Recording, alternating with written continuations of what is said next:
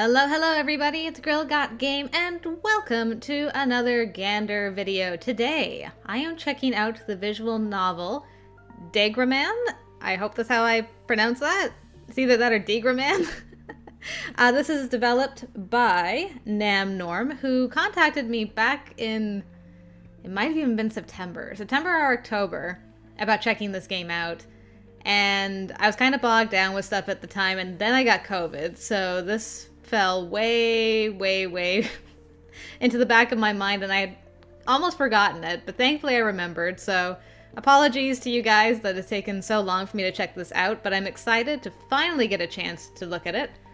They were kind enough to send me a key, not only for the base game, but also for the DLC. So yeah, the story for Degraman is: what can change in the life of an ordinary girl when she meets mysterious kidnappers? Maybe this is a chance to find a harem with incredibly attractive guys. You can see why I'm interested. Or the opportunity to end the invisible war for the salvation of all mankind.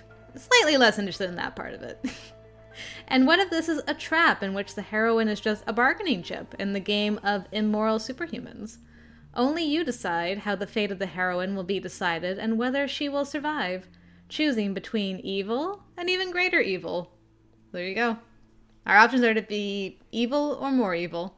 And as you can see, the art is fantastic. So let's jump in and see what's going on. Do I need help with walkthrough? If yes, we will highlight some choices and they will help you achieve one free ending in Vincent's route. A nice option, but I'll go with no. Oh, I can make my character. Uh-oh. Well, everybody strap in. I'm going to be here for a while. Ooh. Really like those eyes. Those are cool. Green. Ooh. Yes, green, brown. Perfect. I'll go with Eve. Let's do the default. That's the word I'm looking for. Boop. Chapter 1. I wake up feeling mildly disoriented. Slowly coming to my senses, I realize that I am lying on a bench in a park. There's the pleasant murmuring of leaves, a fresh, cool breeze, the warmth of rustling fabric beneath my cheek. Inhaling a breath of fresh air, I catch a scent. A very pleasant, vaguely familiar, yet incredibly alluring scent. Then an overwhelmingly pleasant sensation floods over me and draws my strength away. I close my eyes once more, burrowing my face deeper into the fabric on which I lay. Wait. Hold on a minute. I'm on a bench! In a park! Am I? Abruptly, I jumped to my feet, but feeling dizzy, slumped back down again. With a painful groan, I clutched my forehead. I don't know if I want to drink unknown. I feel like maybe that's my problem. Also, I feel like I want the music a little bit louder. Let's try that. Want a drink? A man's voice. It's calm and pleasant. Suddenly, a bottle is beneath my nose.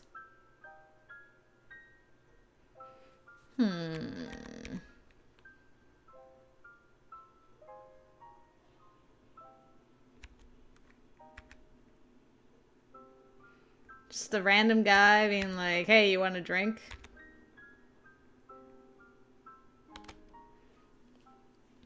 The moment I see the water, barely forgotten knowledge begins to flood back into my mind. I freeze. Specks of light dance in my eyes as I sit here nauseated. And that nausea rises into my throat. I hate water! Ah! Without thinking, I shove the bottle away and scrunch up my eyes. There's no need to get hysterical. Another voice, but it's quite different from the first. It's harsh and more emotional. Oh, hello! Nice shirt. Hold on, let me look at this. You're endangered. It's like a bird dino. I love it. Okay, you get points for your shirt. Other you get points for your jacket. Finally gathering all of my strength, I force my painfully shut eyes open. Yes, let's reply with a barb. I lock gazes with a short, purple-eyed man. His coarse words really annoy me. What the hell? Who were these people shoving bottles in my face and chastising me for my behavior? I have absolutely no idea what is going on here, but I won't be treated like this. I refuse to ignore such rudeness, no matter how calm I normally am.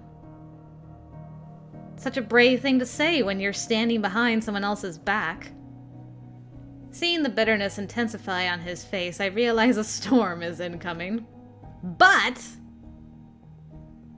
unexpectedly, his scowl disappears, and he sits down next to me, sighing in relief. Okay. Feel like I got some points with that guy. Purple eyes. He's got purple eyes. Yes, offering you a drink in this situation seems most inappropriate. Suddenly, his voice grows soft. I think you know what I mean. That was a strange comment. What did he mean by that? Beginning to feel nauseous again, I glance at my feet to make sure they aren't sitting in water. But all I see are the rugged stones of the pavement. Cake! Dang! You really called the other guy purple eyes and you're like, yo, this beefcake over here. Oh, it's amazing. I love it. It really happened. What are you talking about? The time stop, the water, the masked man. My brain spins as I try to process their words and the situation I'm in. You're going to have to believe us. Sinking to but a whisper, and with words tinged by acid, he says, Or you'll die. I abruptly jump up from the bench and make to run. But my path is blocked by the taller man. Hold on. Stop, you fool. I'm not trying to hurt you. I'm trying to help. Confused, I stop in my tracks. My brain is racing. Why should I trust them? Not only do these two look suspicious, but their actions don't exactly seem trustworthy. I'm definitely in danger. I can't behave carelessly here. Unlike a cat, I don't have 9 lives.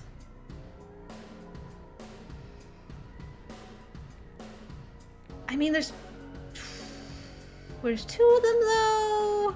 I feel like there would have been an easier way to endanger us. Unless the shirt was literally, like, in your face. You're in danger right now.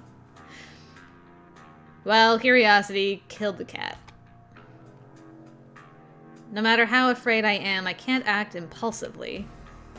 Trying to escape right now is pointless. Not only do I still feel ill, but the tall one looks to be in great physical shape. Mr. Beefcake. If I scream, I'm likely to be knocked out or killed. And even if someone does hear me cry in this quiet, forested area, it'll be of no help to my lifeless corpse. I need to be realistic and understand that as a woman in a deserted park who has been approached by 2 suspicious men whose intentions are unclear, my chances are pretty much nil. Which means my only option for getting out of this alive is by being smarter than these meddlesome pests. Judging by their behavior, outwitting them will be easy as pie. Oh, do go on. I'm curious how you're going to get yourself out of this. I quickly scan the area for anyone who might be able to help me, but there's only a lone fisherman on the other side of the pond. Yeah, not great. Your purse. The fitness lover's gesture is so unexpected that I automatically take the bag. Pepper spray! I know I have pepper spray in here somewhere! While I continue acting disoriented so I don't draw the suspicion of these strangers, I slyly slip my hand into the side pocket to grab the can. Nothing. Instead of the cold metal of the spray can, my fingers find nothing. Did they dig it out of my purse? Those bastards! Huh, figures. One moment you're saving her, and the very next she's checking her purse. Why don't you check your virginity while you're at it? don't know how I do that. His comments fills me with fury, causing my chilled blood to boil. I can't believe that jerk has the audacity to make fun of me. Pathetic little brat. What are we, Queen of the Demons? I love how sassy our girl is. I bite my lip as I try to pull myself together. I need my phone, but the odds of them having left it when they took my pepper spray are extremely slim. Still, why give me my purse? Whatever. It doesn't matter why they gave it to me. I just need these guys to think I'm looking for something innocuous. Like a mirror. That makes sense, right? What could be more natural than a girl deciding to check her lipstick in front of two threatening men? I begin to giggle hysterically, then try to cover my laugh with an awkward cough. Oh, so cute! Little devil cat. I love it. Bingo! Cell phone. Missed calls 24. Messages 67. Text mom, call the police, try to get more info. Give me that info. But before I do anything, I need information, which means I'll have to talk to these guys. I don't normally talk to strange men, especially ones who are assholes, but nothing about the situation is normal. At all. Images continue to form in my mind. Time stopping, the appearance of water and light, waking up in the park.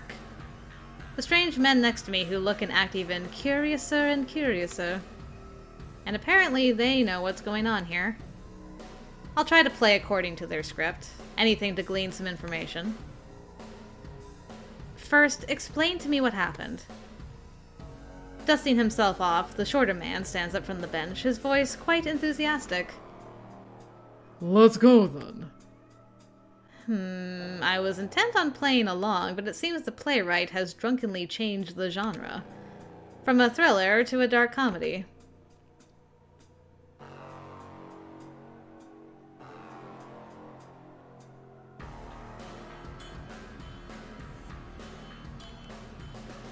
I am gonna need a little bit more than that.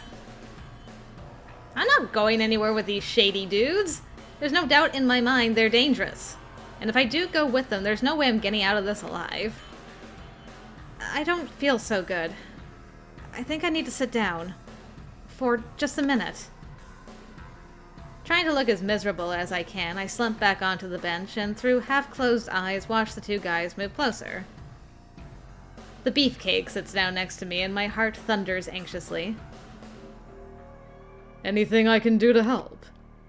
Yes, there is. I so badly want to say, just leave me alone and let me go home. But I can't help feeling sorry for myself as I sit here with my eyes tearing up. I'm all alone with these strange men. We can help you to the car. It'll be here soon. What? They have a car? And it's near? No. It'll be stuffy in a car. Nice face. Purple Eyes cries out so loudly that my eyes fly open. I'm already sick of you. Just open a freaking window. You can stick your head out of it if you want fresh air that badly. Stop yelling! I already have a headache. And you're scaring the birds, see? I don't care about your head. Or the birds. Don't you understand anything? Do you really want to be attacked by another hex? Okay. First, calm down. You can shout at your boyfriend like that, but not me. Second, I have my own plans, and I don't care what you do or how mad you get. Yes, you have me, and you can stand there screaming and yelling and spoiling my mood all you want. But I'm not going anywhere with you, all right? Moving far too close for comfort, Purple Eyes places his hands on the bench beside me and whispers. No, you're going. Right now. And if you're feeling sick, I'll carry you. Get you some fresh air. Screw you, asshole. God, that felt good. I've never cursed anyone out like that before, and it was fun. Girl, I don't think you're quite grasping the situation, but I appreciate your chutzpah. What is less fun is getting tied up by this very experienced purple-eyed man just a few minutes later. Well, we kind of deserve it. With the big guy holding me from behind, I can't move at all.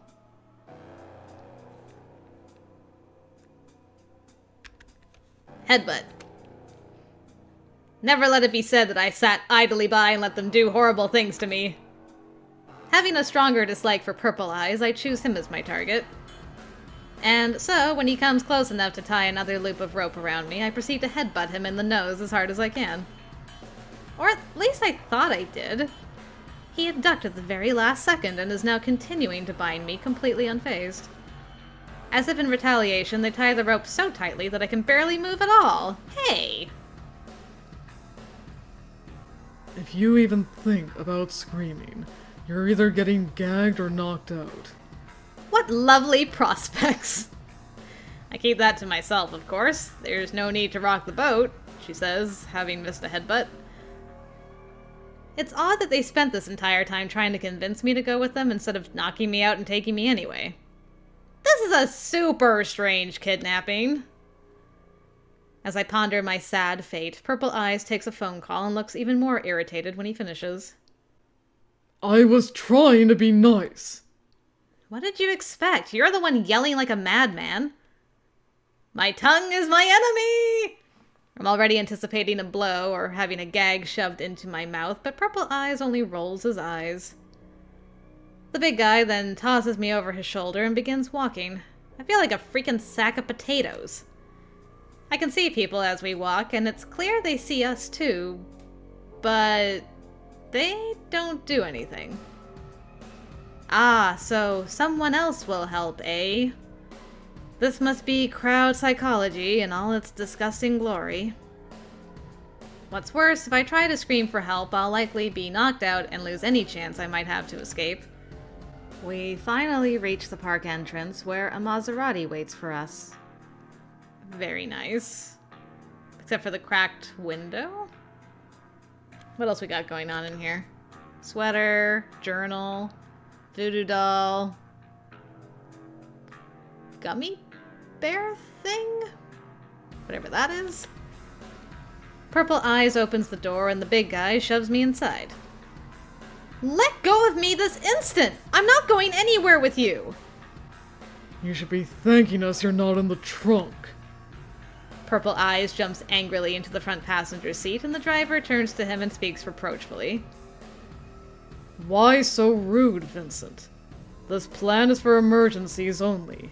For extreme circumstances. Oh, so Vincent is Shorty's name. I don't call him Purple Eyes anymore. Picking my legs up off the back seat, the big guy gets in, then places them on his lap.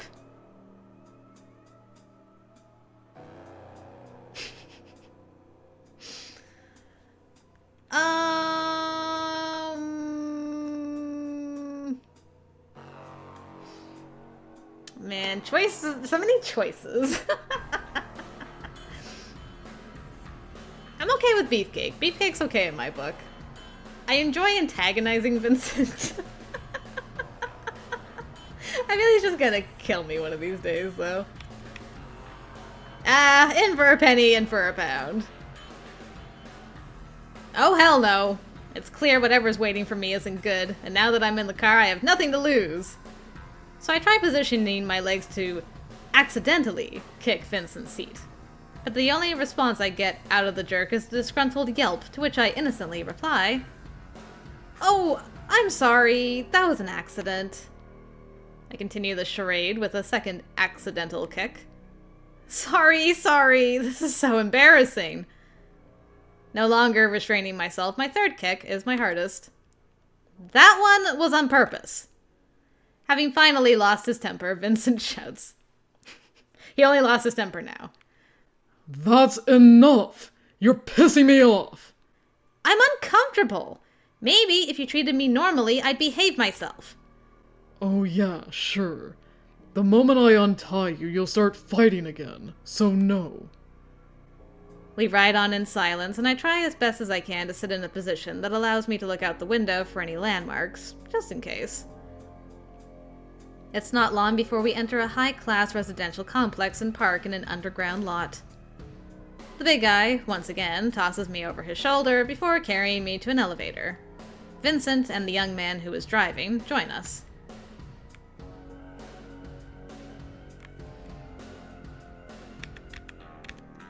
Can I at least be put down and walk from here?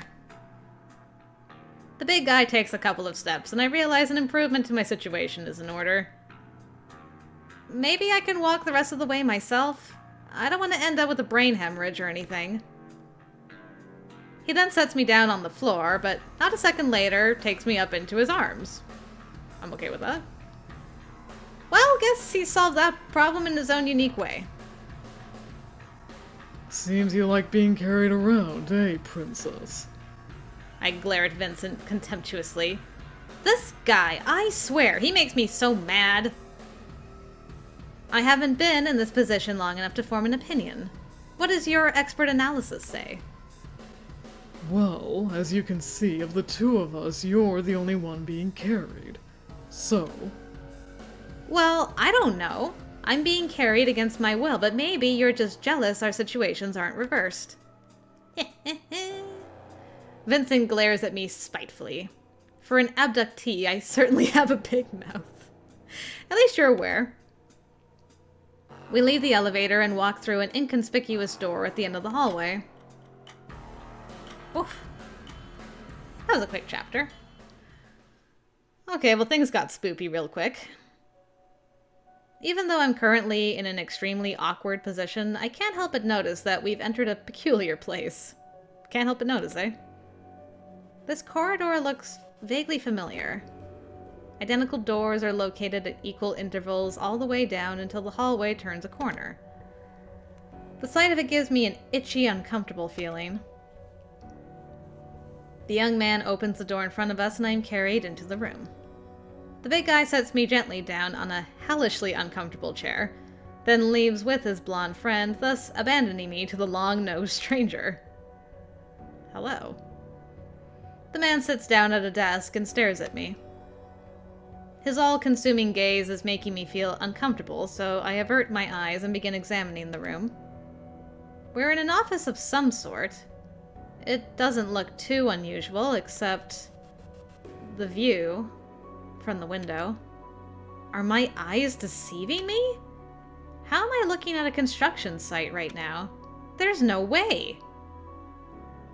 Oh yes, please come and see that our guest is all right. The man's voice sends a shiver up my spine, pulling me away from the window's shocking view. Is he talking to himself? I don't see a phone in his hand, or is he using Bluetooth? I think he's talking about me, but I'm not a guest. I'm more like a prisoner. How awkward. My name is Ian. Yeah, great introduction. I give it a 10 out of 10. My musing is interrupted by the sound of a door opening and the cry that follows it. Oh, Starlet! Just what is going on in here? Oh, hello everybody.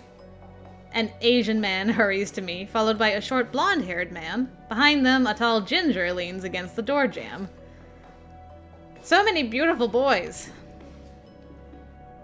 Was it necessary for all of you to come? Wasn't my idea. Is Eve all right? Yeah, though she feels ill since your dunce wasn't in a particular hurry. Her wrists are sore from the rope, too. What the hell is going on? I don't understand what is happening here, but I'm starting to get really worried. Can someone please untie me? Of course, of course. The Asian man immediately closes the remaining distance between us and begins untying me.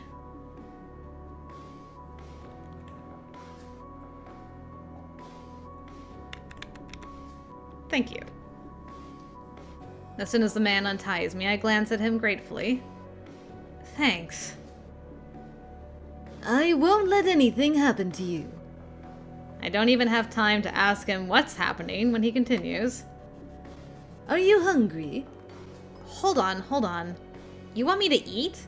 I just want to know what's going on here. We're saving you from the monsters. What? You were attacked by those terrifying white creatures, right? An image flashes through my head. A white mask. Even if that's true, tying me up and forcing me here isn't exactly the best way to save someone, is it? I glance skeptically at the Asian. This is awkward. I doubt Vincent will apologize for his behavior, so I'll do it for him. I am sorry you were forced into such a tense and unpleasant situation.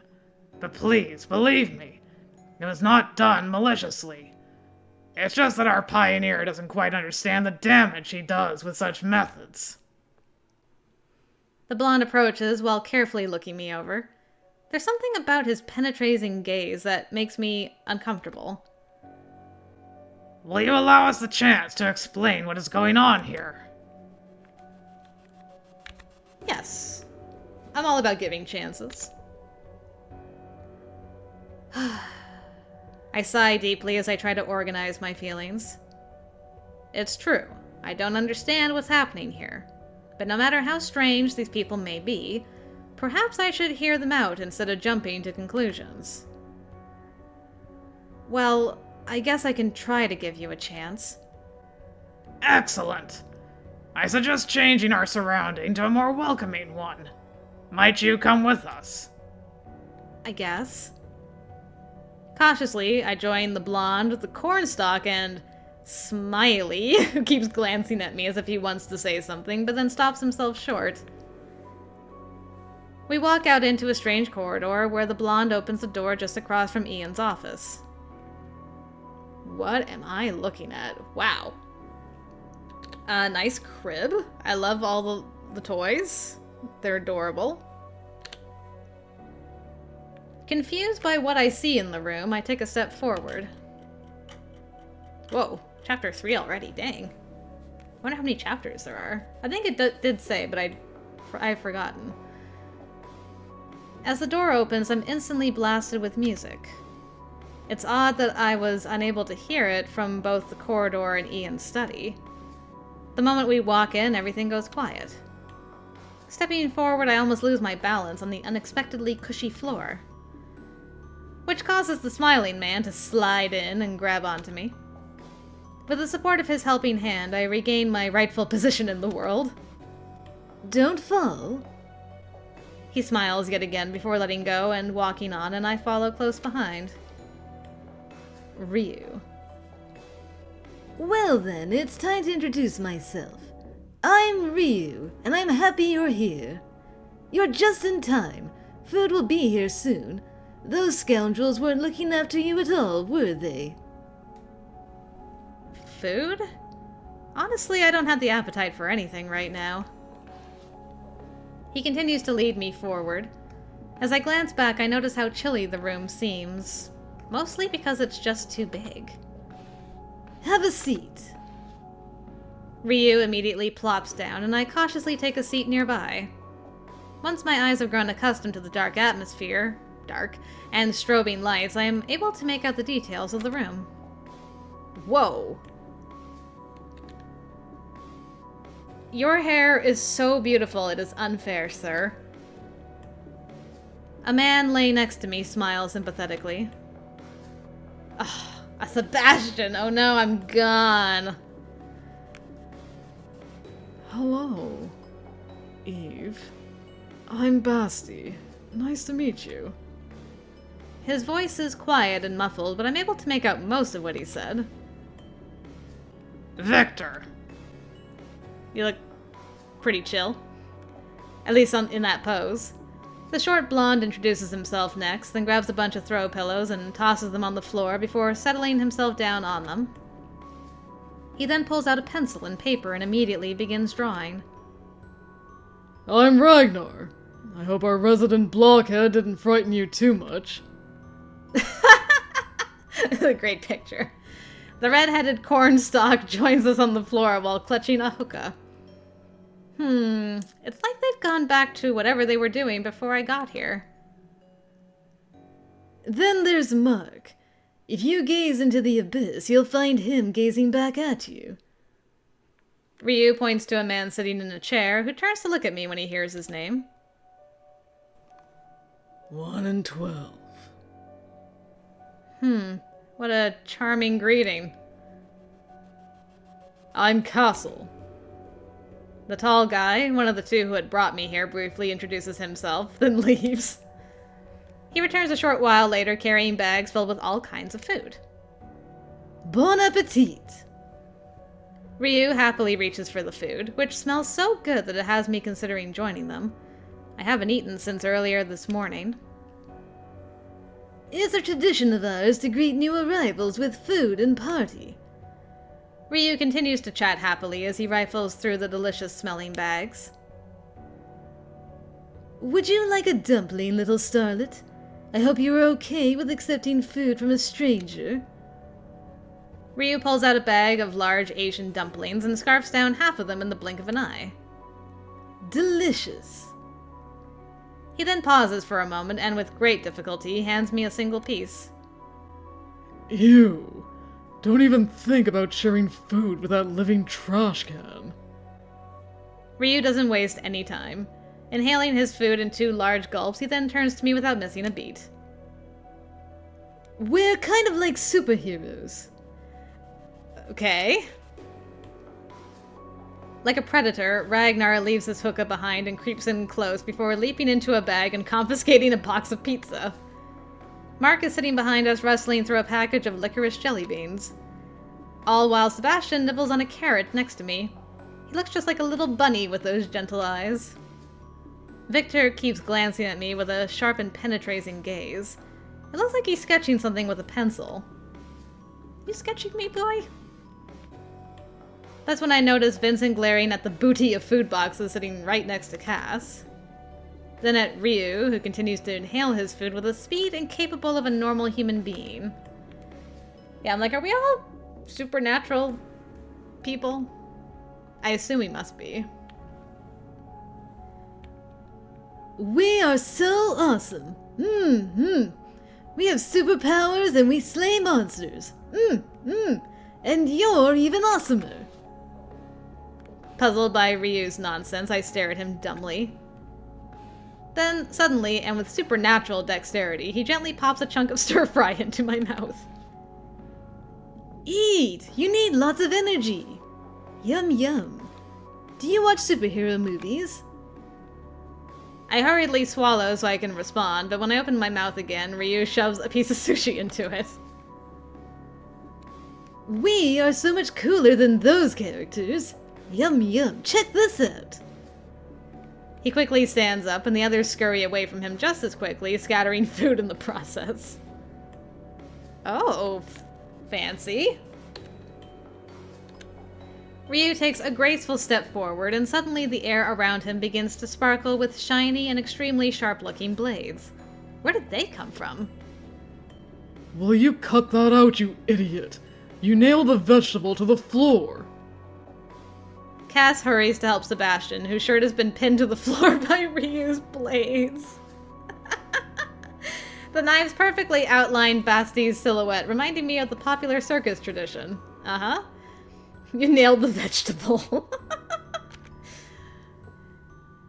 Oh. You have a little friend. Victor continues to lounge quietly off to the side as a strange creature that resembles a salamandra darts around him. Some of Ryu's blades are stuck on its spikes. Just as I begin to muse over Mark surviving that rain of blades, Ragnar distracts me from my thoughts. Oh, hello.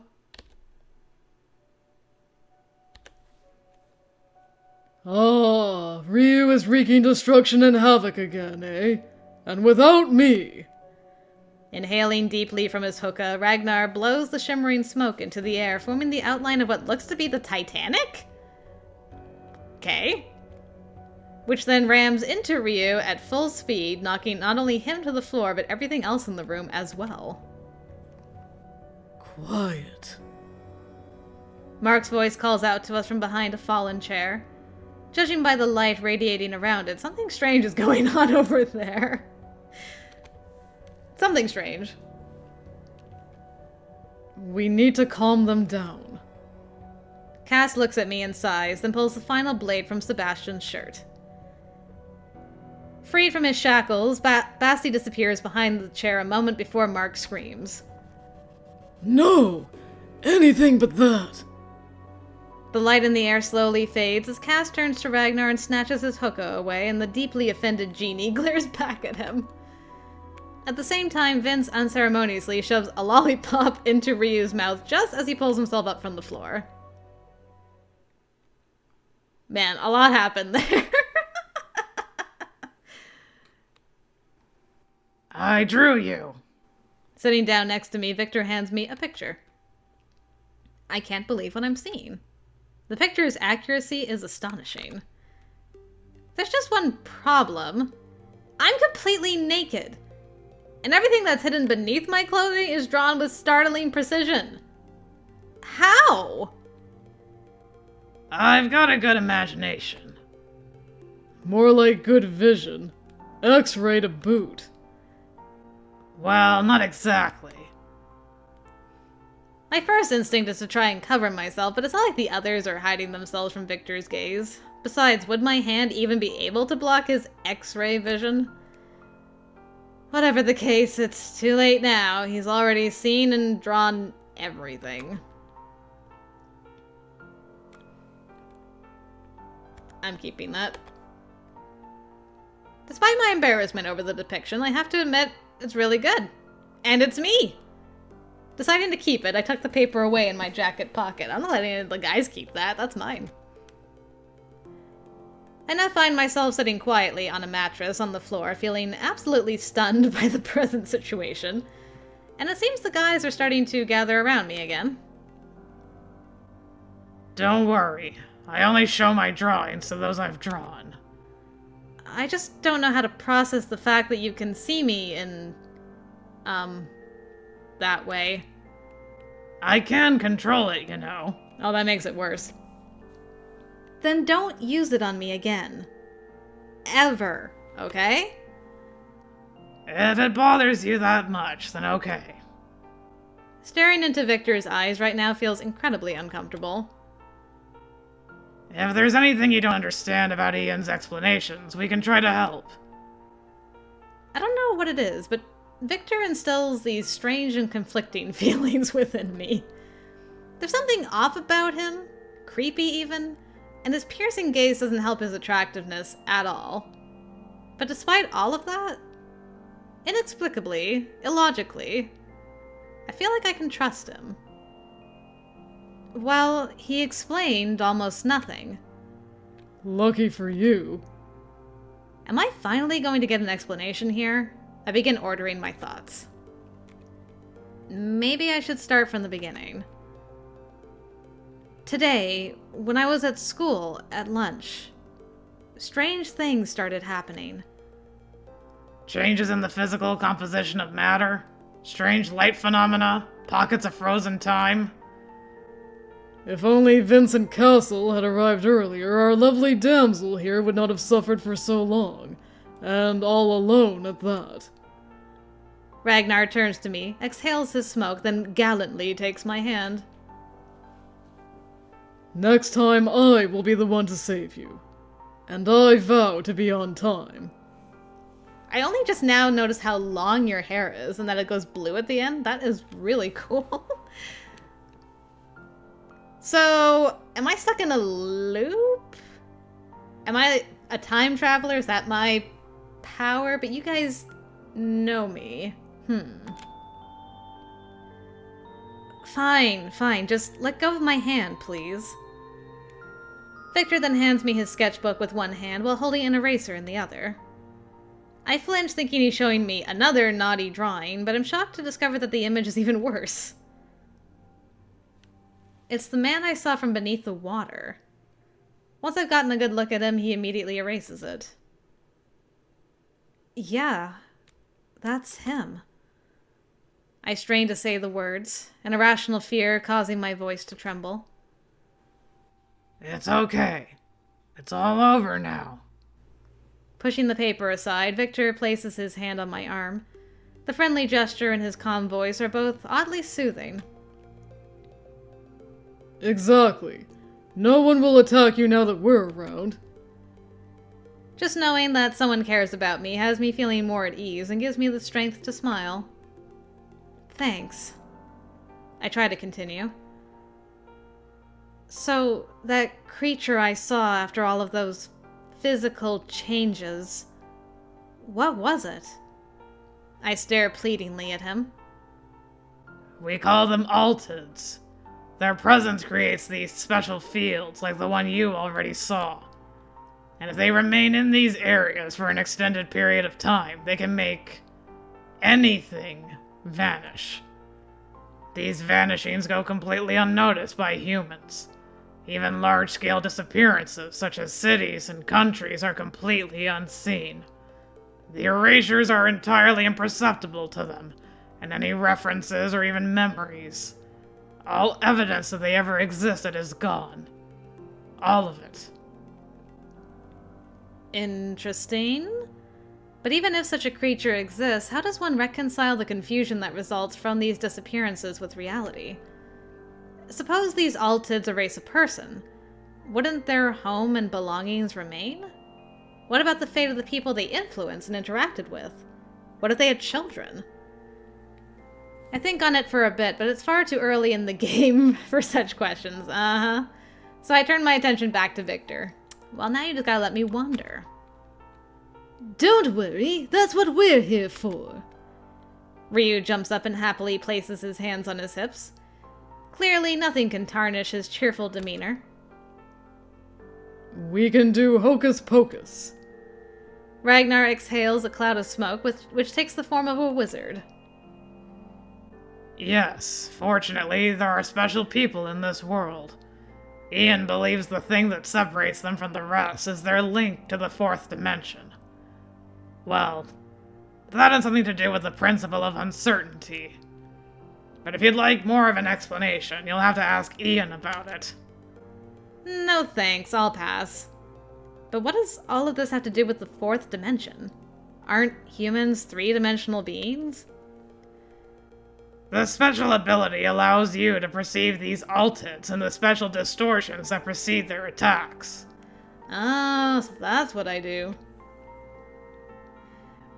Ian calls people with the ability quantum sensitives, although quansies is the universal term which was coined a very long time ago. There's a running joke that the altids ate the letter T, so now it's just quansies. Nice. Unlike ordinary people, quansies are able to retain the memories of the things the altids destroy. What's more, if we write, draw, or speak about anything that has disappeared, only other quansies are able to perceive it. That's why quansies are considered the true keepers of mankind's history. Victor grows noticeably uncomfortable after saying this. In fact, everyone here is a quansi. Our sensitivity to the fourth dimension gives us special abilities. Although an ignorant fool might mistake them for superpowers. Was that a dig at Ragnar and Ryu? That said, there is a logical explanation for all of it, and we're not without our limitations. Quansies are most powerful in altid fields, and there have been several quansies throughout history who were able to create similar spaces. Unfortunately, of all of our contemporaries, only Ian is able to do anything of the like. These areas, both Alted and Quansi made, are called mutarooms. Anyhow, that's just the short version, but I think I covered most of the basics. You'll pick up the rest as you go. I can't help feeling like I won't. Victor gets up, followed by Ragnar and myself, and we all head out into the corridor as Vincent and Castle silently trail behind us. Let me enlighten you on a few more things you should know. You should already be familiar with Ian's most important mutaroom. Victor motions to the corridor with his hand. It's called Lacule. Don't ask me what Ian was thinking when he named it. Don't ask him either. One might say this passageway is our home here in the department. Anyway, even though altids randomly appear all over the place, it's not like the bears in Siberia are of particular interest to them. They prefer heavily populated areas. This is Department R. The entire country is under our protection. In reality, there aren't many of us Kwanzis, and the size of the department is proof of that, which is why we need quick access to wherever the Altids appear. The faster we can reach them, the less damage they can do. Victor begins to open several of the doors, each of them leading to a completely different place. Some open to rooms, while others open to corridors, and yet others to outdoor areas. Getting some strong changeling vibes, I gotta admit. Thanks to this corridor, we can travel wherever we need. Each major city has a connection here in Lacule, and these connections allow us to quickly move from place to place. But there are so many doors, and they all look exactly the same. How do you tell them apart? Intuition. Unfortunately, if you didn't understand Ian's explanation earlier, you'll just have to choose at random. Ian didn't say a word. Guys, Ian literally said like 3 words. We return to the party room. Sebastian is laying in the middle of the floor, with Mark sitting right beside him. His nose has 2 bloody tissues sticking out of it, but his expression hasn't changed at all. Basti, are you okay? He still looks distant and aloof. Once again, I can only see half of his face. The left side this time. Seeming disinterested, Mark glances at me, then looks away, his left eye flashing amber. He's heterochromatic? This is our favorite room. We usually meet here and chat. You know, have fun. So this is a party room? The boys all nod in unison. Yeah. And we have cookies. Ragnar and Ryu happily dash to the other end of the room and around a corner. Oh yeah. Our kitchen and door to the normal world is that way. I really should ask Victor as much as I can while I still have the chance. He's clearly the only one here willing to explain anything to me. So, I'm the same as you. A Kwanzi. You could say that. Victor's phone rings and abruptly ends our conversation. Well, what does that mean? I have to go, but I hope you'll consider staying with us. Truthfully, this is where you belong, with other Kwanzis. A hug? Well, that took a turn. Victor opens his arms invitingly as a friendly smile spreads across his face.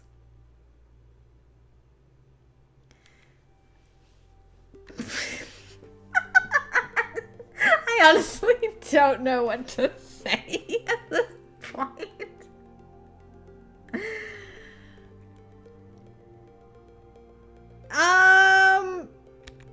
Sure, why not? I mean, you did at least explain some things, so yeah, I trust you for some reason, inexplicably. I step forward and awkwardly toss my arms around Victor for a brief moment, and just when I'm about to pull away, I hear Ryu scream. He then runs in from the kitchen with a mouth full of cookies and thrusts himself onto us while squeezing tightly. Startled by the suffocating embrace, the 3 of us are then lifted up off the floor by an unknown force as I squeal in horror. Judging by that fragrant whiff of tobacco, it seems Ragnar has joined us too. Absolutely mortified, I pull myself from the tangle of limbs. Victor also manages to escape the group hug and disappears unnoticed. I'm not sure why his agility surprises me, though. Well, that happened. Guys, since I'm, a Kwanzi too, then why don't I have any abilities? They'll come. Well, that was certainly illuminating. Oh, this guy just has, like, food and chopsticks coming out all over the place. I wonder if her abilities change dependent on the route she's doing. That'd be kind of interesting. Don't be sad. Have a cookie. Ryu shoves a cookie in my mouth, making me choke. Well, I certainly won't starve with Ryu around. Give it time. You'll learn all you need to know, and then you'll be able to kick any butt you want. Assuming you survive Ryu's care, that is. And why exactly do you all care so much about me? Like Victor said, there aren't many of us Kwanzis, and the ones who don't know how to use their abilities don't last very long. Besides, you're a woman, a damsel in distress. How could we abandon you? Yeah, Kwanzis do seem to be few in number, and judging by these guys, quantum sensitivity seems rather chauvinistic. And has a weakness for attractive men, you know what I'm saying? If you would like, Ian can create a door to your house so you can come and go as you please. Oh, please let me say yes this time. But I would suggest you transition carefully, at least until you learn how to use the muta-rooms. So, will you be staying with us? I glance at my new friends, who are now sitting around me in a half circle, their faces mostly friendly. They're waiting for an answer. An answer as to whether or not I'll agree to join them in this crazy world filled with crazy people. Do I get a choice? Probably not. This is my life now. The day's events flash before my eyes, but I can't make head or tail of any of it. Have you made your decision? Okay, I do actually get a choice.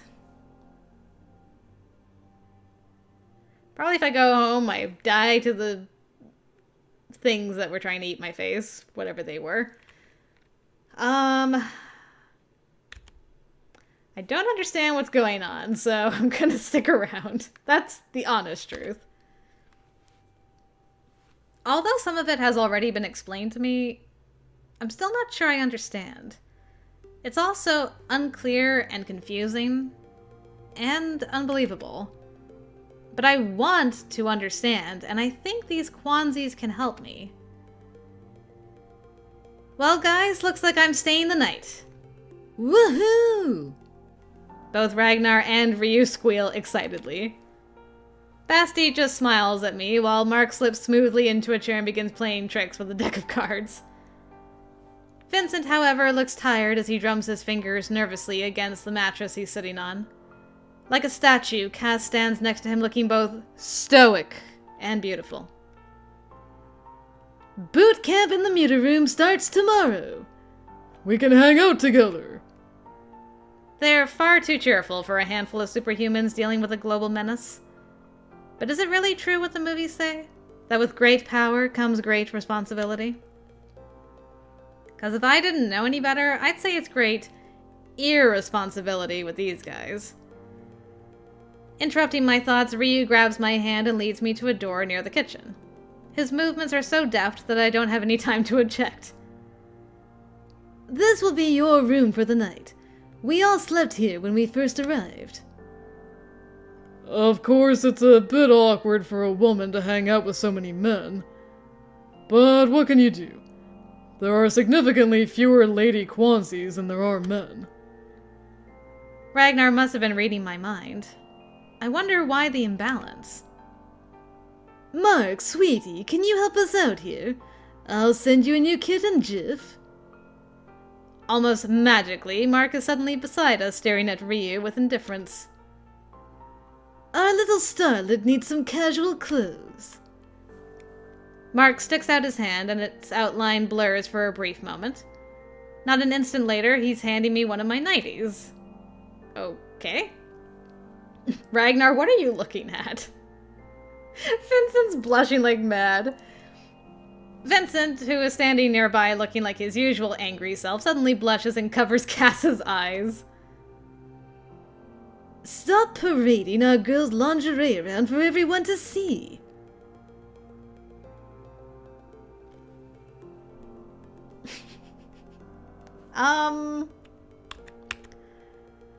Well, I mean, I've already been drawn naked, so whatever. Sighing and trying to be as discreet as possible, I awkwardly pluck the nightie from Mark's hand. I really should be used to these awkward situations by now. Man, you are very intense. Anything else? Don't be shy, Eve. Tell Uncle Mark what you need from home. Wow, after that performance, I'm not sure I want to ask for anything else. Besides, how do you tell a man you need fresh panties? That would be so embarrassing. Mark? Thank you so much for the help, but I think I'm good. Mark grins and walks toward me, the outline of his body seeming translucent as he moves. This is the first time I've gotten a good look at his face. Whew, it's pretty intense. Thanks to his very unusual heterochromia, he is frighteningly attractive. Well, at least our girl has an appreciation for heterochromiad boys. But a strange and ominous coolness emanates from him. It's as if I were laying on the grass beneath a starry sky, and the sky suddenly looked back at me. The wrong choice yet again. He walks right through me, and when I spin around, he's gone. Oh, there he goes. Lover of English tea and farewells. It's quite the title. Why don't you get settled in and I'll see you tomorrow? Sweet dreams. Ryu flashes me a friendly smile, then waves goodnight before leaving. Awful dreams. Unlike Vincent, Cass wishes me a good night with a silent smile. And I am now left alone with Ragnar, who seems to be lost in thought. Good night? Waiting for some kind of reaction, I stare at him quizzically. Ah, yes. Tomorrow is another day. Good night. Ragnar seems like he wants to say something, but only smiles and leaves.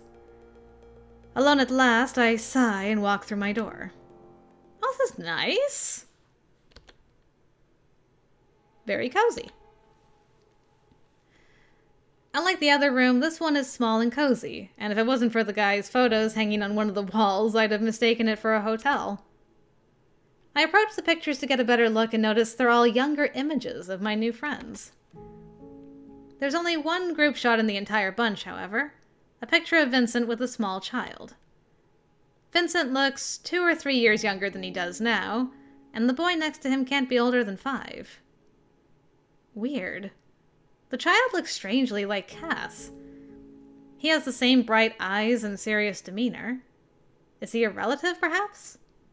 Speaking of Cass, where is he? I don't see him in any of these photos. Well, that's one too many mysteries for today. What are these things floating in front of my eyes now?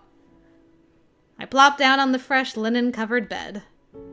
Finally, I'm alone. Alone with my thoughts. So much has happened over the past few hours. But this is reality. Bizarre, incredible reality. And I'm surrounded by what any normal person might consider mysticism. People usually seek a mystical explanation for what they don't understand. But not me. No matter how incredible it may all seem, there has to be a logical explanation for what is happening right now. I just don't have the knowledge to understand it. Although, maybe I've just been lucky enough to have been exposed to what will forever be a mystery to others. Everything has been rather curious so far, and these so-called Kwanzis are certainly interesting people. Take, for example, Mark and how he retrieved my nightie. But just as I start thinking about it, I open my eyes and spot my backpack. I open it to examine my things and notice that its contents, and even the way it's packed, look exactly like how I would have packed it. Considering the nightie incident, I'm sure this is Mark's handiwork.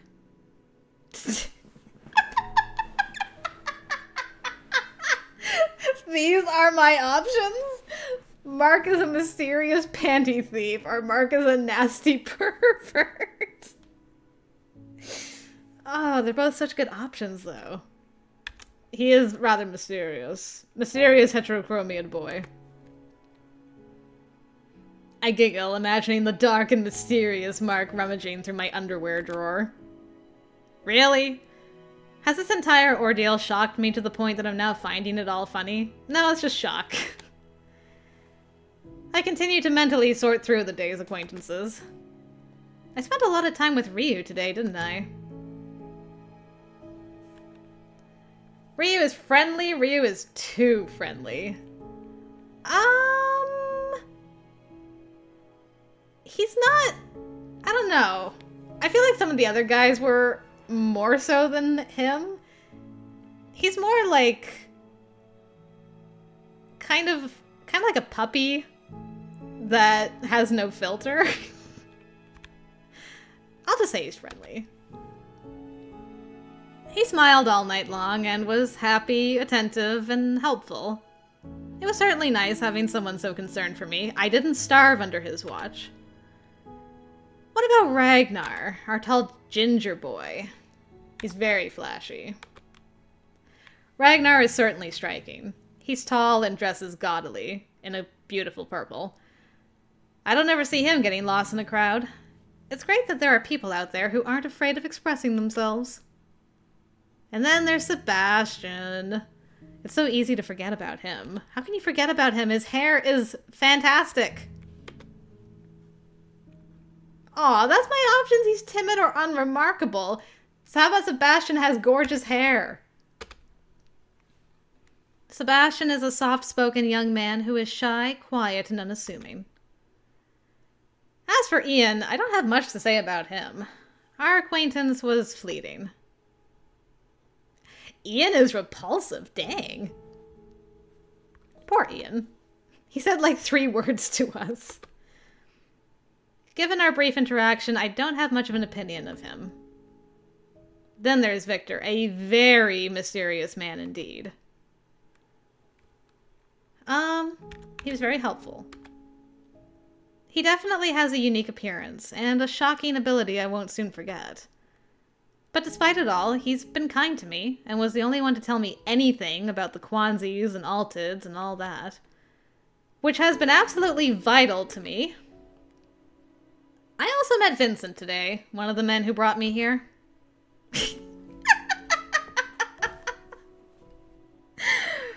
He does have huge eyebrows. It was funny. As I was getting ready to record this, my husband came in. And we were just chatting. He's like, man, look at the eyebrows on this guy. So I feel like I need to do he has huge eyebrows. This is for you, hubby. He has huge eyebrows. But those terrifying eyebrows. He definitely stands out from the other Kwanzis, as handsome as they all are. Still, those big, black, bushy stripes plastered against his platinum skin. Whenever I look at him, all I see are those ugly fronts. Oh, get wrecked, Vincent. And finally, there's Castle. The very first Kwanzi I laid my eyes on after waking up back in the park. Yeah, I don't know what to make of Cass. He's very quiet. He's not really aloof, though, because, I mean, he's comfortable being close to her. Like, he's not uncomfortable talking to her, sticking up for her, changing his carrying position when she complains. Like, I think he's interesting. Castle is the low-key and quiet type, but at least he seems trustworthy. As I unpack my things, I slowly scroll through the events of this never-ending day. Some of the Kwanzis have odd names. I wonder if they're like superhero aliases. When I finish sifting through the contents of my backpack, I take another look around the room for any more surprises. I spot another door and cautiously open it, only to find a normal-looking bathroom. Having satisfied my curiosity, I settle into bed feeling nice and comfy. Honestly, I don't think there's anything better than lying beneath a soft blanket, especially as it melts your cares away.